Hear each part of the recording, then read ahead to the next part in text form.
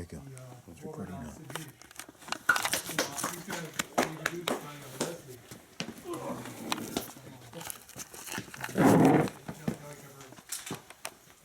Oh, if you've been around, everyone knows who Sid Yiddish is.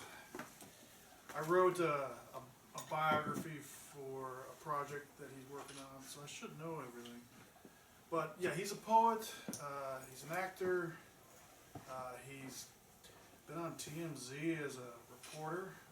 He was an actual reporter in the 80s and did zines. He's a band leader and a productionist. So many other things. Candy store henchman. Candy store. A throat singer. What else am I missing? But you know, he's a natural poet, and I think that's his strongest art form. And all the other things he does is poetic. And so yeah, please welcome our friend Sid Yiddish.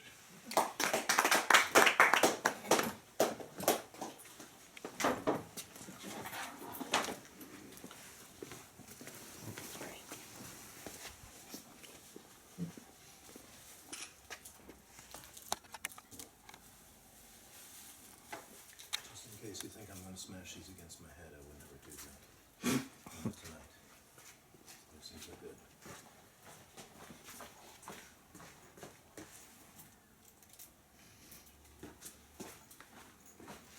Wes, you can have my beer. Oh, thank you. Okay. So I usually have paper to read off of, but I don't because I'm moving house, and I just moved. I'm moving from South Evanston to North Evanston, and the views are fantastic.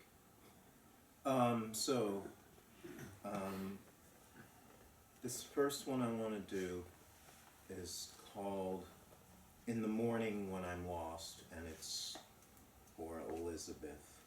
So I have to find it. These are always the most toughest things. That's why I don't like cell phones and prefer big luggy phones.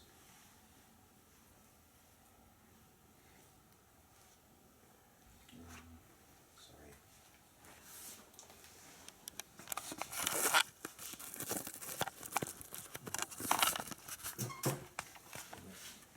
Here it is. Okay. In the morning when I'm lost.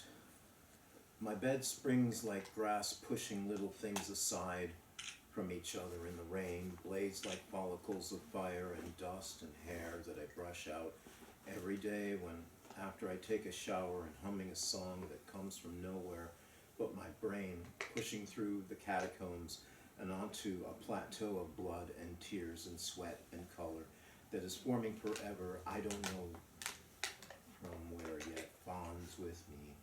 And the familiarity, like the man driving the bus who opens the door and says hello as I step forward and pay the fare. My eyes feel the air like the winter breeze, so windy and cold, pushing me down and away inside the window path, whether icy or chilly inside the billowing ideas formed like clouds passing by and not getting that chance to say hi as I sit bypassing the thick grass, chewing pasta with camera shutters clicking in my face, wondering if I'll ever find that blade of grass still stuck between my teeth that bounces slightly like the bed springs of another anxious-filled morning. Thank you. So I've been working on this book, and it's gonna be on Roadside Press. Maybe it'll come out next year, if I'm lucky.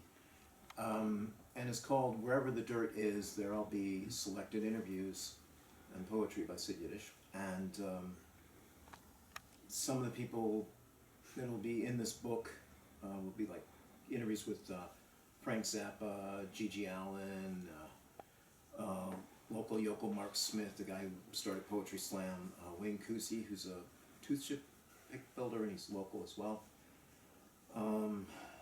Let's see, Jobie Hayes from the Butthole Surfers, and Allen Ginsberg, among others, and poetry. And this next one I would like to do, this is called The Greatest Revolution in Birdland, and this is for Jobie Hughes. Once upon a dream ago, I was a jailed canary bird. Never thought much about flying, just laying eggs and strutting in line with all those other feather brains. One day I heard a young finch's voice, so beautiful, so pure, singing a tune I ain't never heard before. So I asked this finch where it learned that tune, and the finch showed me note for note, line by line. I knew something was different as I felt myself cooing inside. Still, I had this feeling I hadn't felt in years. So I spread my wings and began to fly around my cage, almost clumsily at first. Then I got back onto the perch directly into the line of fire, much to the chagrin of the prison raven's demonic desire. It was then that I began to sing, and sing loud and clear, sung a song so dear and meaningful that it rattled the rest of those caged birds, and so it began the greatest revolution in Birdland that ever ceased to be. And out of their cages they flew, they strutted, shook a tail feather or two, and twittered and tweetered and cheeped and chirped. And now I fly and strut and sing on my own. I looked around to thank that young finch, but it was already gone, flown the coop. Godspeed, young finch, Godspeed.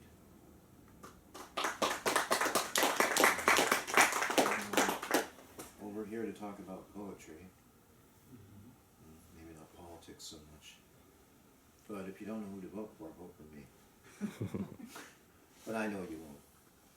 It's okay. This one is called The Poet. I detest the poet, the sing-songy ooh-ah-ee, breathing too much in time over and over again. The young poet pretends he is Allen Ginsberg, writing cock and balls and fuck in every other line. The slamming poet, the sodomization of Carl Sandburg, 21st century style. He's a poet, he knows it, he's already blown it up into a frenzied performance version of the St. Valentine's Day Massacre ×3. The academic, all hail the academic, in ABA meter time, crisp white shirt, wrinkle-free pants, reciting on cue, timed response, politely clapping in rhyme. Oh, the poet, that holy sacred cow, plunders in his wonders, American dream tastes like fat-free cream floating atop his latte. The holy poet, that beatnik scruff, dressing in dead man's clothes, thinking June Moon's spoon is clearly out of tune, wants to end his world with a vicious plot. The poet, the wholly subsidiary conglomerated merging poet, exploited and avoided, cringing and fringing, for once could change his world if only he would think things through.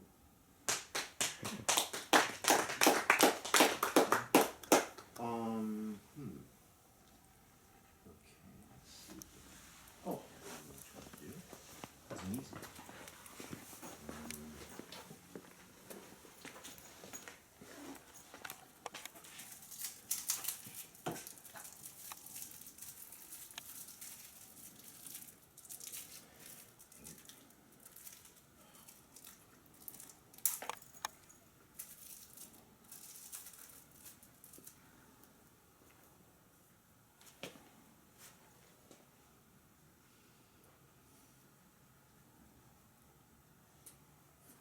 Robin, would you like to smash him against my... I'm kidding. And of course. This is good stuff. What's in it? Acid. and The brown acid. and chocolate. Yes, brown acid.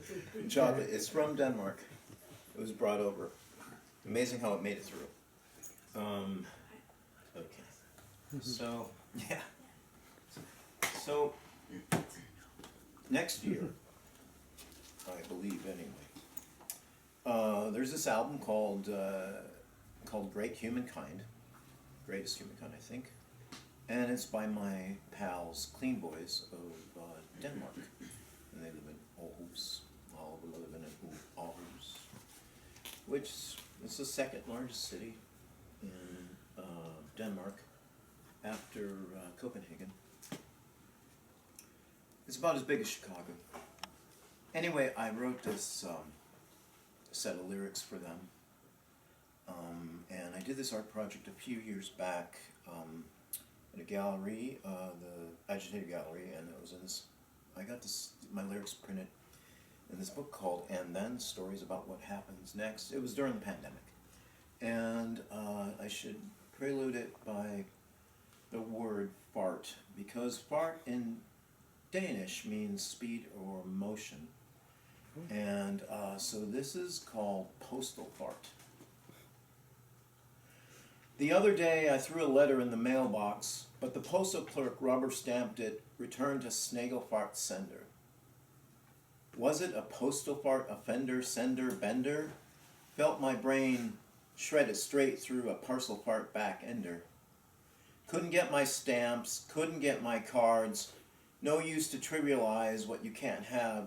Come to realize when I told my mom the post office era is past her. It's now the grocery clerk who becomes the new postal fart master. Fart tramp, tramp, tramp, to get a fart stamp, stamp, stamp, down at Netto, the new postal fart ghetto. Next stop, Pony Express. Next move, hell, I don't know, it's such a mess. Internet assassinated the mail carrier. The internet is now the new postal fart slayer. Nobody takes a pen and a piece of paper or the time to ever write a letter without becoming a trendsetter. Internet has choked the breath of what used to be and now's become in reality a dead postal fart letter. This generation has spent and spread too much disinformation.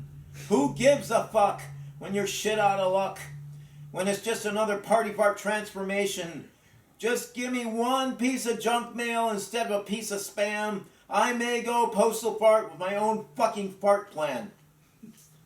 Fart, tramp, tramp, tramp, to get a fart stamp, stamp, stamp, down at Netto, the new postal fart ghetto. Thank you.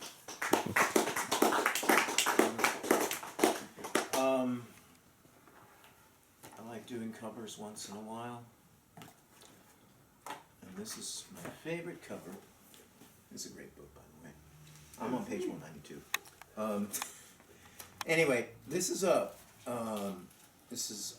cover by Wes Heine, and it's called yes, that's right, and it's called Village Idiot. I'm the village idiot. I have no bed. I'll convince you I'm a genius then. Ask you for bread. I have stars in my eyes and freedom in my shoes.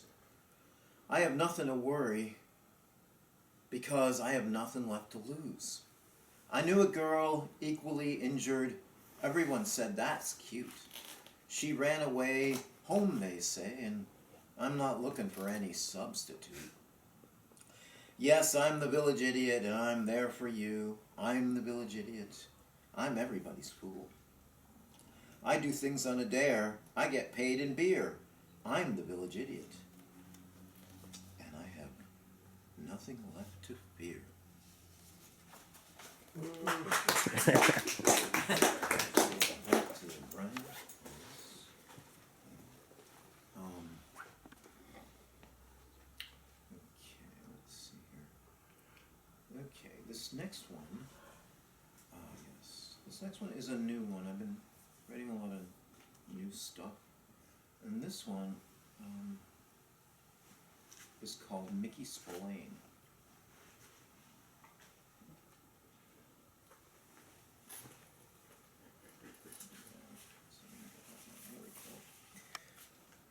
Okay, Mickey Spillane. They had a little coffee and the others had cocaine. I had a little sugar and Mickey Spillane came through the back window of my house and gave me the answer in a sealed envelope taped to the fur of a mouse that shimmied down a hole in the closet and born a new breed of ire, the branded fire burning out in the middle of the night in my old neighborhood. Late evening February, not too cold and not too warm, but just right enough for orange flames to lick the brazen air. I watched 3.5 hours with no explanation of expression as firefighters speculated the apprehension of emptying the contents of their contention, working their fingers to the bones, hoping to find the culprits responsible for the dirty deed that destroyed the nervous center of our lives.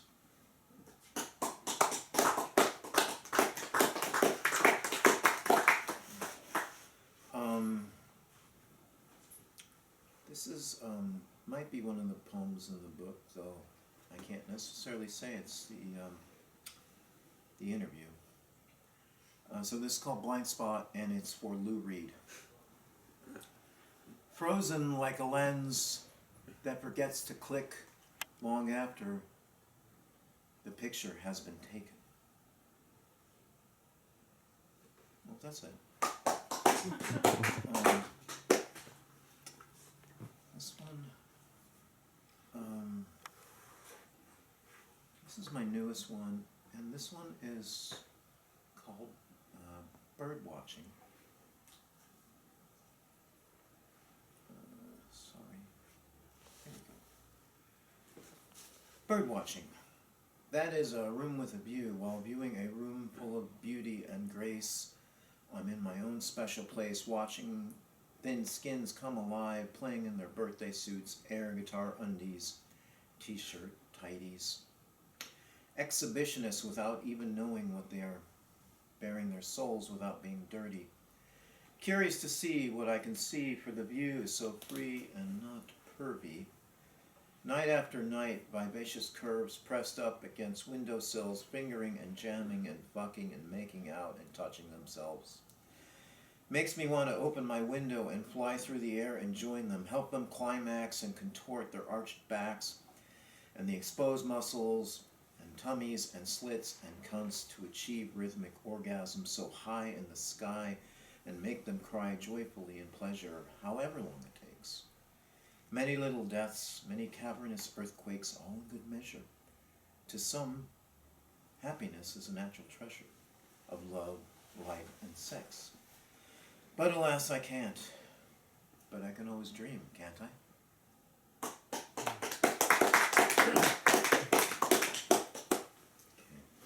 Okay.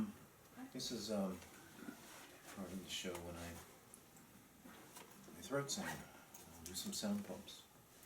I guess so. This one, the first one, is my my biggest hit in the world. It's called Mykel Board Weasel Squeezer. And I'll use two forms of throat singing. It's Kagara is the first one, and Cholandik is the second one.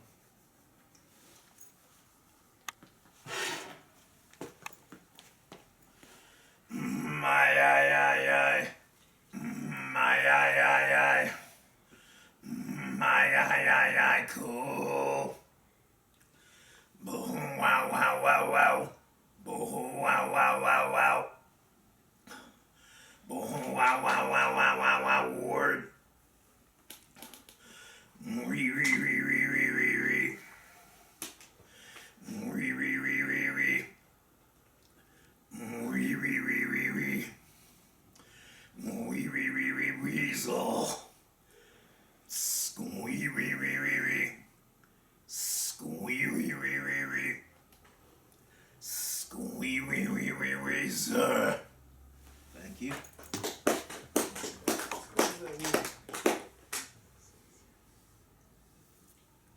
Sorry, what was that? Squeeze that weasel. Anytime. This one is called Butt Trumpet. It's an old, kind of old look on things. New thing, maybe, I don't know. Butt Trumpet blows.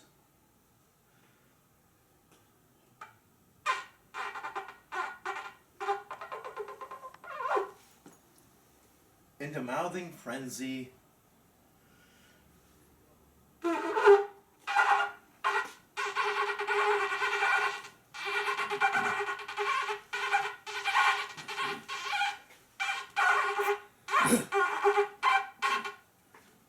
Of frantic fretting.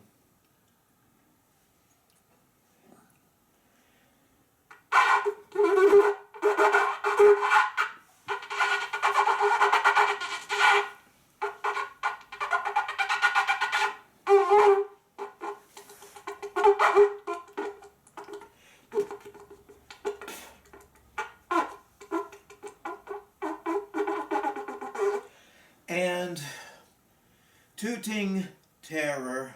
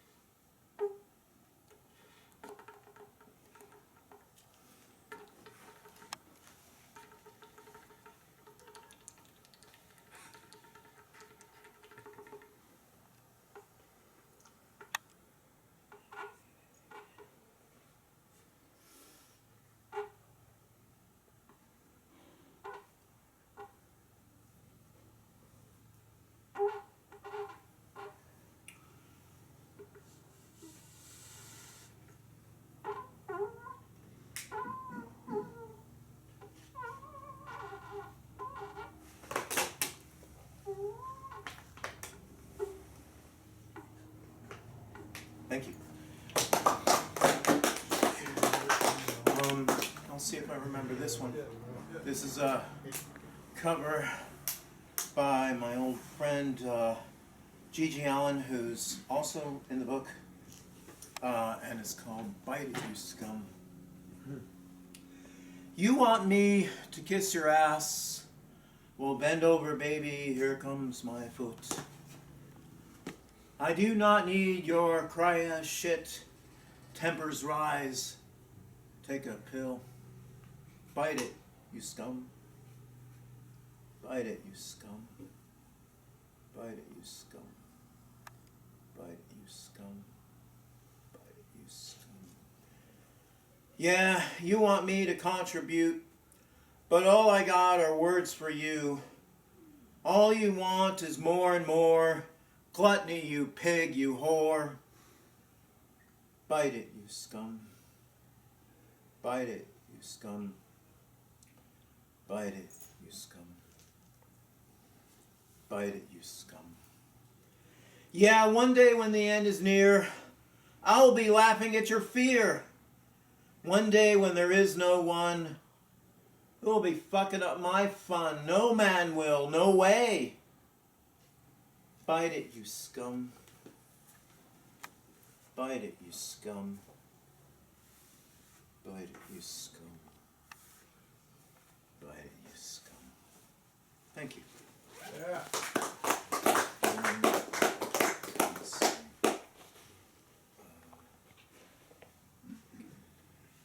Let's see. So this one is based on a true story.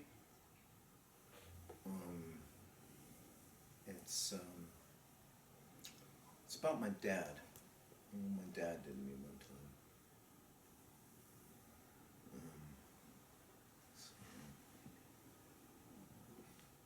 time. And it is called, it's called Mr. Cub's Autograph. It's the middle of the 8th, My dad's hands are wet, but not from sweat. He's just returned from the toilet near the souvenir stand in the middle of the inside of Wrigley Field with a wet scorecard, and he says, "Guess who I met in the bathroom, son? Your hero, Ernie Banks." And me, with my eyes wide open, gulping breath and asking, "Really?" Sure enough, Dad shows me the program with his signature that looks a little like Dad's own handwriting. But then again, as a young boy, aged 7.5, in the late summer of 1969, when the Chicago Cubs were in first place, I wouldn't have seemed to care where it came from, just as long as I could impress my chums that I lucked out in getting Ernie Banks' autograph, and I'd be the envy of every kid on the block. As the years passed and I grew up, Dad's story changed again and again. Different inning and different Wrigley Field bathroom locale, but always Mr. Cub's autograph was always there. Never lie to a child, I've heard some say, but my dad did, so do I blame him that he wanted to please me after I got crushed in the great onslaught of autograph seekers near the Cubs dugout and came back to the box seats with the saddest of faces? Yes, I do. He could have at least stuck to the same story.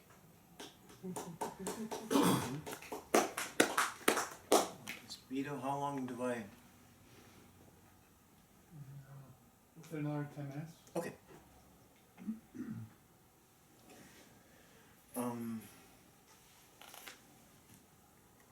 Let's see here. Okay.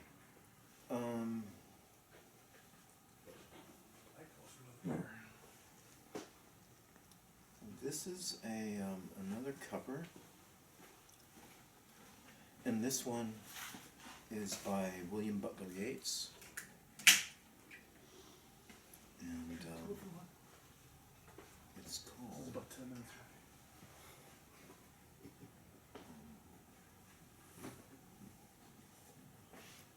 yes, it's called A Coat. I made my song a coat covered with embroideries out of old mythologies from heel to throat. But the fools caught it, wore it in the world's eyes as though they'd wrought it. Song, let them take it, for there's more enterprise in walking naked. Okay.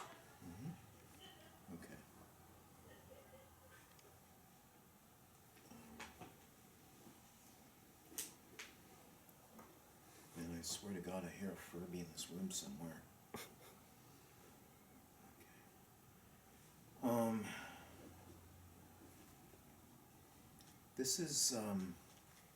This is one that I call Little Earthquakes, I think. Tori Amos. Is that? Tori Amos, right? Yes, but not that person. I mean, yes, but not her. It's a great song, too. It's a great album, I think, isn't it?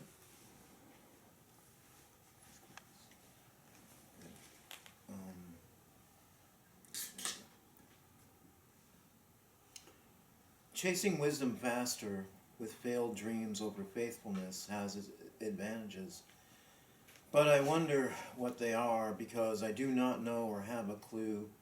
Too polarized to understand, too political philosophy to know if it's true, so I've gone fishing and written more bad poetry, like most poems written for the day.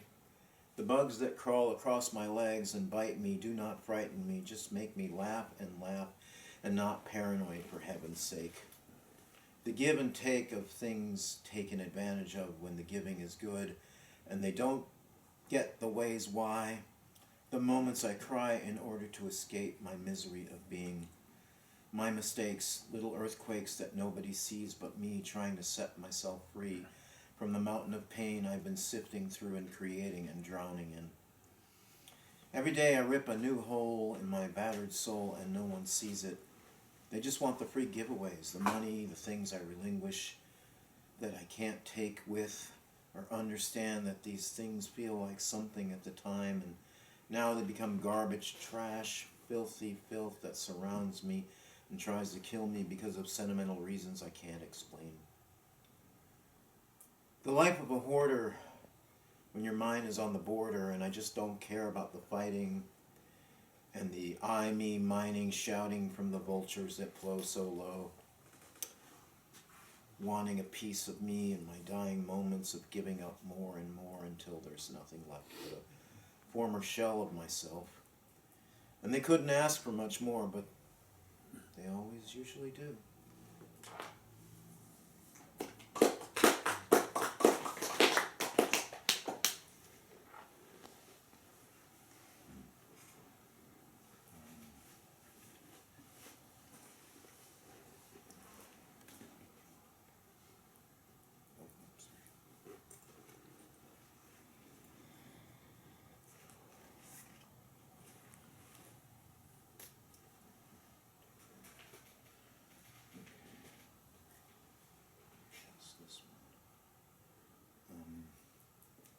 This one's called October Greed. Subconscious, exposed, sawing steps in half, the bawling calf in the field, wandering aimlessly in a drunken stupor. The foolishness of fool's folly, whistling of a tea kettle, cloudy with a chance of snow. A chorus of flurries over flames, the flowers smell the same, even if the song isn't part of the name that becomes scattered like words and numbers and phrases and letters. Awkward a cappella, tomorrow's scapegoat and today's rotten tomatoes thrown at every bad actor. There is no comparison factor facing the mirror of corruption. Smoke and magicians, the invisible inquisition that has yet to be revealed, the lyrical appeal that you and I can never escape, but approach like an attorney to the bench. The soldier in the trench, waiting for the militant monolithic monster to break down in the morning. Guns drawn down, no doubt, no manner of surrender to sound such a threat to pause. The pauper is the enemy of eras long erased and erratic and erected and aired. No one will remember what is fiction and what was never fair, but there, I said it. But no one will care to call me back because I'm not supposed to be here. Only there, and my thoughts are saved by a hair and a whisper of a whisker. The skin of a skill imprisoned by my hands that couldn't coil or strike, just sting. The only way they cling to life behind me, and I'm not looking, just living and singing a song written by me about truth and falsehoods that no one could see except through rose-colored glasses I wear every 2:45, while winding down the avenue of the dead man floating in the sea in search of being freed from bondage, beyond shimmering darkness in the clear blue sky of October ghoulish greed. Thank you. And I think I'll make this next one my last one.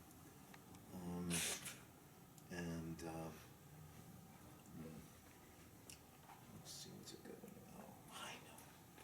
So I'd like to do another sound poem. And some of you here actually know this well, if you're older than maybe 60, maybe 66, maybe, I don't know. And his name is, anyway, the name of this poem, it's a sound poem, and it's called Noam Colon Mud Puddle.